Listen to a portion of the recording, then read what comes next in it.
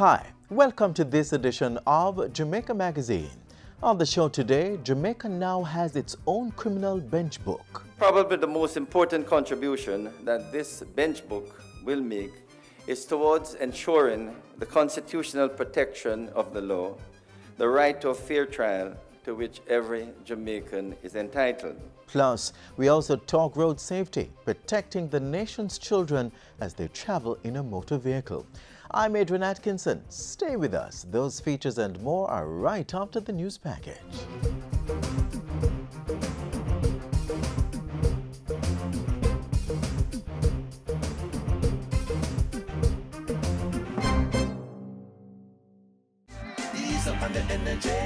Did you know that since we started our Ease Up on the Energy campaign, that electricity use in government buildings has dropped by around 4,200 kilowatt hours per building per month?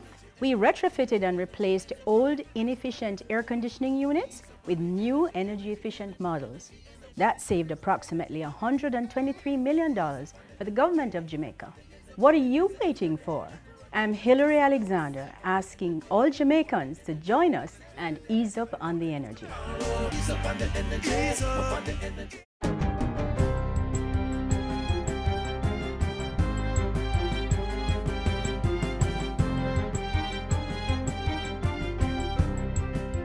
Good day, I'm Theodore Henry, and this is your JIS News for Tuesday, June 6. Prime Minister Andrew Holness has unveiled government's intent to transform the 25-acre Goodyear factory into a new town centre for Morant Bay, St. Thomas. Led by the Factories Corporation of Jamaica, the investment will result in an organised, logically structured town settlement. Among the buildings to be located on the property are the Parish Council building, a conference centre, library, shopping facility, and purpose-built manufacturing and BPO spaces. We are creating an ecosystem for business, and at the same time building out a new, well-organized township where we can give the people operating in that space law and order in the public space, ease of doing business, and what we all want, a comfortable living. Prime Minister Holness was addressing the recent opening ceremony of the inaugural Jamaica International Exhibition. Jamaica's tourism industry is heading for a historic 1 million visitors by the end of June. We are closing in on the first half of 2017, and we ended the month of May with a record 3.8% increase over last year. While making that announcement on Sunday, the tourism minister also reported a high of over $1 billion in earnings for the sector between January and April this year. This represents a 6.5% increase over the same period in 2016. Minister Bartlett was speaking at a function to welcome Southwest Airlines' inaugural non-stop flights from Fort Lauderdale, Florida to Sangster International Airport in Montego Bay. This brings to 4 the number of U.S. gateways being operated by Southwest to Jamaica since commencing international flights here in 2014. Finance Minister Audley Shaw says the upcoming reopening of the Alpart bauxite and alumina plant will create an economic boost for the country, particularly rural communities. Chinese firm Jiquan Iron and Steel Company, JISCO Investments, will see the return of bauxite production levels of approximately 1.6 million tons per year. During a recent tour of Alpart, Minister Shaw hailed JISCO's plans for the creation of an industrial park and introduction of modern agriculture and advanced irrigation technology in Manchester and St. Elizabeth. The lifeblood of our two parishes outside of the alumina sector is agriculture, small farmers. And we are absolutely excited about the possibilities of the transfer of technology by JISCO, not only in alumina, but in agriculture. Other Alpart developments include the construction of another alumina plant to accommodate 2 million tons of bauxite, a factory to produce aluminum foil, and the expansion of Port Kaiser. The ultimate employment level should end up to be about 1,100 people. During another function recently, Finance Minister Audley Shaw hailed the growth of the junior stock exchange and the performance of the listed companies over the 8 years of its establishment. He pointed out that the companies have seen average growth of 575% in the value of their shares, with some growing more aggressively, averaging as much as 2,800%. I'm very proud of the Junior Stock Exchange, and I want to use this platform to encourage greater involvement. I want to encourage the Jamaica Stock Exchange to promote it even more aggressively. The finance minister was speaking at a Jamaica Stock Exchange JSE Junior Market Stakeholders Luncheon recently. The junior stock market now has 30 listed companies. Over the next 12 months, the JSE plans to increase this by an additional 22 companies with a combined asset value of $7 billion. I want to say to the stock exchange, any problems you're having, just let me or Minister Williams know what we can do to assist you. We want to be part of the marketing program so that we help to build a culture of more formal activity. The Housing, Opportunity, Production and Employment HOPE Youth Summer Employment Program has been expanded to reach more young people. Approximately 25,200 young persons are targeted this year for job placement during the holiday, compared to the 6,000 that benefited in 2016. Applications are now open to include persons with disabilities and youngsters without external qualifications. Previously, young persons participating in this program needed to have at least 3 CXCs. However, with the expanded, revamped program, you do not need to have any academic qualification to participate. You just need to be between the ages of 17 and 29. Once you apply, we will find placement for you. Application forms may be collected from any Heart Trust NTA office island-wide. And finally, tributes are pouring in following the passing of the Most Honorable Lady Cook on Monday. The widow of former Governor General Sir Howard Cook was 100 years old. Governor General Sir Patrick Allen says Lady Cook was a gracious person whose social engagements and ease of manner enhanced the work of Sir Howard. He says her love for and work among children distinguished her as a major contributor in the field of child development.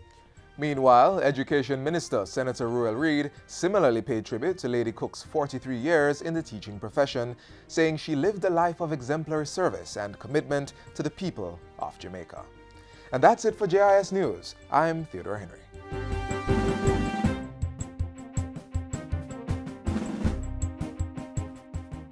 Get legal advice for free. Yes, free! From the Mobile Justice Unit. The Mobile Justice Unit makes scheduled stops in towns across the country, and the unit is open for stops at community meetings and school expos. Get free consultation on matters to do with land, immigration, divorce, job redundancy or termination, custody and maintenance. The Mobile Justice Unit, providing access to timely justice outcomes. To request a visit, contact the Legal Aid Council, 131 Tower Street, downtown Kingston, or call them at 922-3761. In criminal courts, judges have to prepare a summation for jurors before they make a verdict.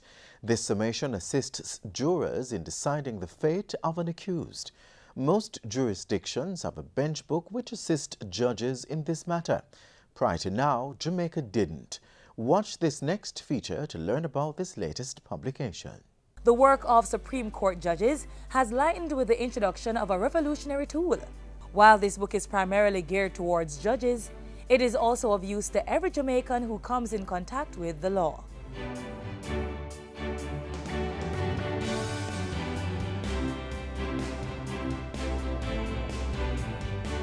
This criminal bench book has been published to help ensure justice is delivered in a timely manner. Judges have to start preparing their summations from the time when they receive the papers for a case. They have to identify the issues and identify what are the directions that they will give in respect of those issues. Over the years, our judges have performed this difficult task without the benefit of a bench book that collates in one place all the material needed for the purposes of summation and directions to juries in criminal cases. It is a reference work for judges, with the more common directions all put together in one place, so as to assist judges to give directions to juries. Prior to receiving this bench book, judges and members of the bench had to use multiple sources from England, other Commonwealth jurisdictions, and senior colleagues to compile a summation.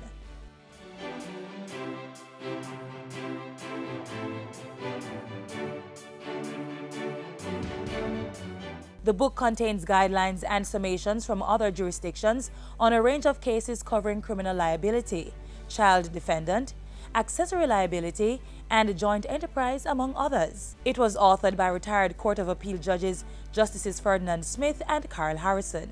The bench book aims to give assistance, but is not intended to be a replacement for thorough research of the law required. The bench book will also be an important source of reference for lawyers, law tutors, lecturers, and law students. Also, that it will help persons participating in court proceedings. The criminal bench book is now accessible on the Supreme Court website. Copies were also given to several entities, such as the Jamaica Library Service, the Office of the Director of Public Prosecution, and the Jamaican Bar Association, to be used in the dispensation of justice in Jamaica. Probably the most important contribution that this bench book will make is towards ensuring the constitutional protection of the law, the right to a fair trial to which every Jamaican is entitled. The book was completed with funding and technical support from the British High Commission. It is a very impressive document. This is in keeping with 21st century thinking. Certainly from my staff, you recognize that all 43 lawyers at the Office of the DPP, we are the persons who prosecute in the High Court, where the judge would have to sum up the case to the jury. And part of our responsibility is to assist the court. This particular bench book will be not only required reading, but it will be one of the documentary material that will be in our toolkit. As the government seeks to reform the justice system, the cries of "we want justice" will be diminished through a transparent process. A major milestone is the publication of this legislative tool, the Criminal Bench Book.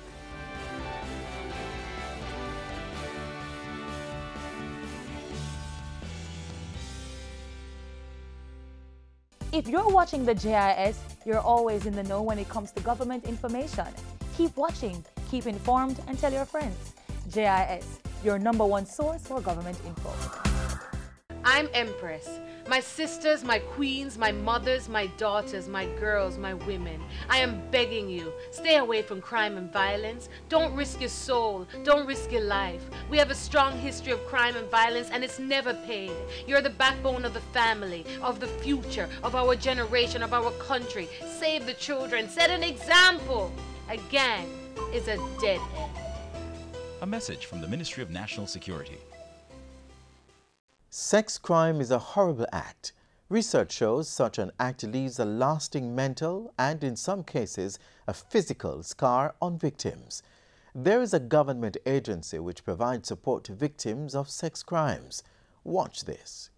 The issue of sexual assault against women and children, including rape, is a major concern for Jamaica.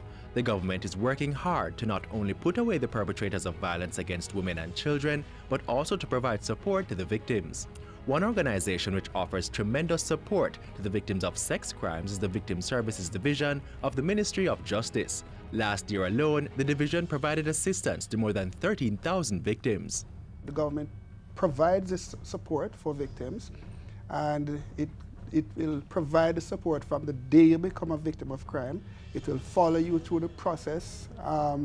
If you have to go to court, it has various innovative approaches that is designed to build your capacity to go through your victimization. The court support court orientation program of the Victim Services Division is one which has gotten the commendation of police and court officials right across this country. It has several components. Well, even before we actually get into the court, we had a phase where we provided technical capacity building for judges and magistrates across the island, prosecutors, police officers, in understanding the dynamics when a person becomes a victim of a crime. So then there is the working with court, where there's an orientation program which involves us taking particularly children to court before the court day to help them to understand the lay of the land. We actually now provide them with a sense of orientation to understand what it means to be ready for court, and we want to make clear that this is not coaching them or interfering with the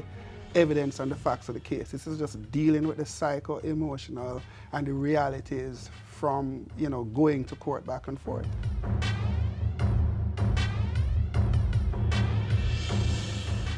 We also realized that a number of children were being victims of sex crime, and it's traumatic.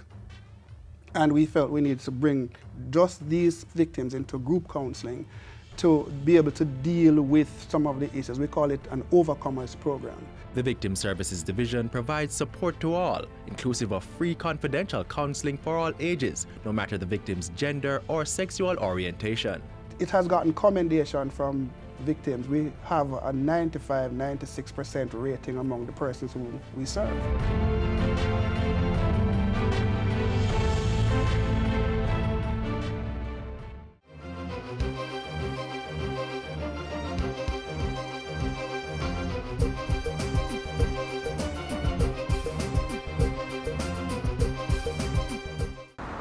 When you use the road, you need to be aware of how your action affects others. I go around the corner. Only to see a man stopping at the big road. But some people are crossing on a blind corner. When motorists have to stop on the green light to allow people to cross, it creates problems. People just can't walk out on the road, so man.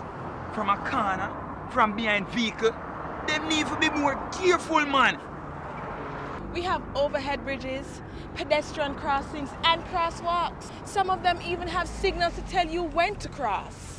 People, walk on the sidewalk. If there is none, walk on the right side. And please, if you can't find a pedestrian crossing, make sure the road clear before you cross. Drivers need to drive good. But pedestrians need to walk good too. Walk good.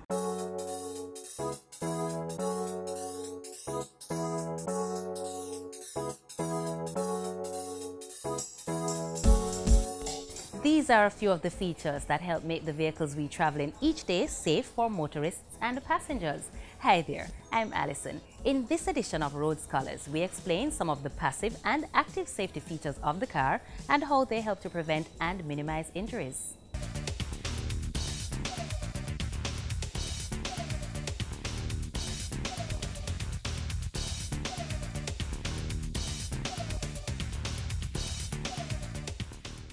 Active safety refers to systems that helps to avoid an accident, while passive safety refers to features that minimize the injury to occupants of a motor vehicle when it is involved in a crash.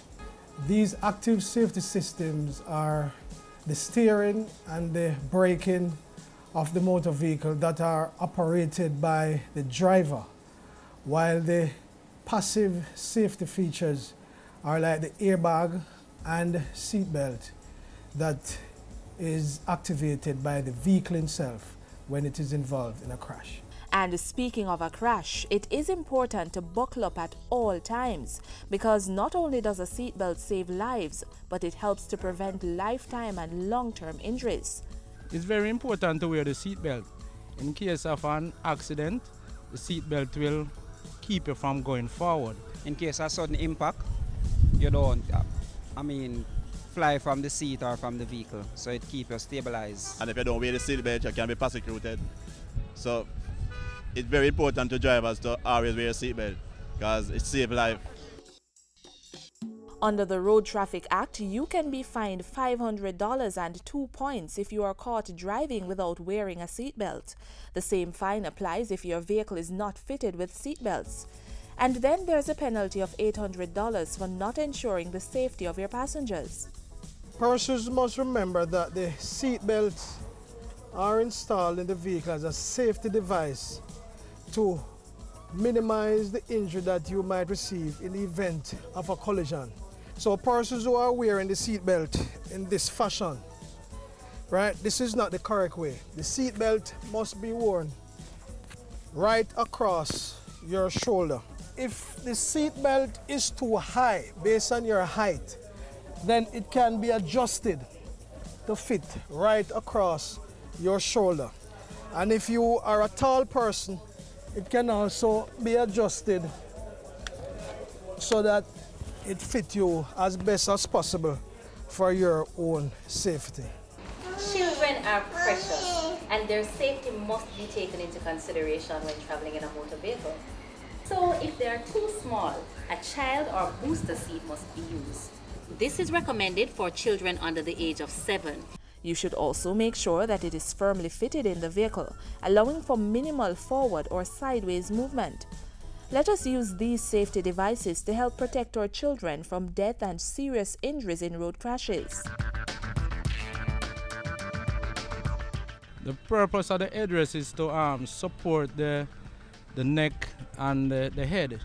And in case of an accident, your head would be going back way. I think where whiplash is concerned, it give you protection from that also. It don't make your neck strain or it hurts. It just relaxable. So you're more comfortable, so you concentrate on the street more. The headrest is sometimes mistaken for a luxury feature, but it is actually another valuable safety feature on your vehicle. The headrest or head restraint is actually to minimize or prevent a whiplash injury during a collision. It should be adjusted to the height of the driver and passenger's head, and there should be at least 2 inches between your head and the headrest. This is the highest this particular headrest can be extended. So this will be okay. So in the event of a crash and the vehicle is stopped suddenly, on impact, the seatbelt will restrict your forward movement and the headrest will restrict the backward movement to avoid any whiplash injury. During a collision, the airbag acts as a cushion that minimizes or prevents injury. What the airbag does is to reduce the speed of the forward movement of the occupant. The airbag is designed to inflate rapidly in moderate to severe crashes and provide protection to the occupants' bodies when they strike interior objects such as the steering wheel or a window. However, for proper protection, persons should be correctly restrained with a seat belt. During a collision, on impact with an object at a speed as low as between 16 and 24 kilometers per hour, the airbag inflation system acts on 2 gases, sodium azide and potassium nitrate, which produces a nitrogen gas that inflates the airbag and suddenly deflates the airbag within a second on contact with the occupant. Most vehicles carry 2 airbags to the front, one in the steering wheel and the other on the dashboard on the passenger side. But in high-end vehicles, you will find up to 8 airbags at various locations to the front, rear, and even to the sides. Airbags were designed for one use only, and therefore once it has been deployed, you must have new ones installed. Reusing airbags is a dangerous practice. You've often heard it said that children should travel in the back of the vehicle, and here's one of the reasons. It is because they are too small to handle the impact of the airbag, so take these tips into consideration. You should never put a rear-facing child seat in the front seat of a car with an airbag. But make sure all children are buckled up no matter where they sit. Unbuckled children can be hurt or killed by an airbag. Do you know where the crumple zones are located on a vehicle and what's their purpose? You know, to be honest with you, I don't know. They're immediately front of the vehicle. Or where the passenger or the driver would be, that part would take the impact away from it. The crumple zone on a vehicle are located to the rear and the front. In a crash, these two areas are so designed to crumple so that it minimizes the effect of the crash on the occupants and sort of preserve the cabin area that the occupants are located in. These areas are designed to deform, hence the word crumple, upon impact, so that the force from the crash is transferred into the bodywork of the vehicle and not to the body of the occupant. The crumple zones are also designed so that damage to the cabin area of the vehicle is limited during a crash. These areas also help to slow down the crash so that the occupant's motion is contained and they are not thrown around. This is a vehicle with a frontal damage. And if you notice the front area here, this is actually the crumple zone, which is located to the front. And the effect of this collision actually caused the entire front to crumple inward. And as you can see in the center here, this is typical of a pole impact. And this impact, this crumple, will be the same that would be seen at the rear of the vehicle if this vehicle was involved in a rear impact collision. These areas are so designed that they actually sacrifice themselves during a collision to actually secure the cabin area of the vehicle where the occupants are located.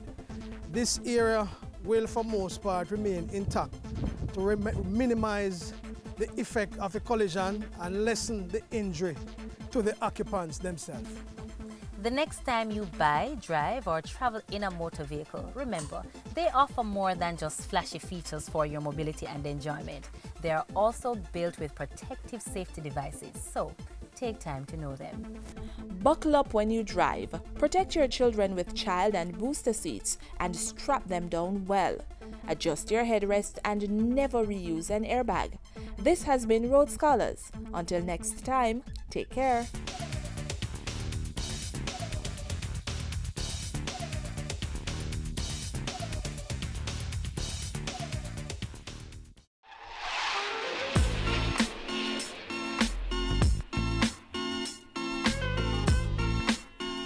This is where the magazine closes for today, but there's a lot more to see on our webpage, jis.gov.jm. There you may find more information on government programs and policies. For more television features, visit our YouTube channel. We're also on other social media sites, or you may download our app from the Google Play Store to stay informed while you're on the go. I'm Adrian Atkinson. On behalf of all of us here at the JIS, do have yourselves a wonderful evening.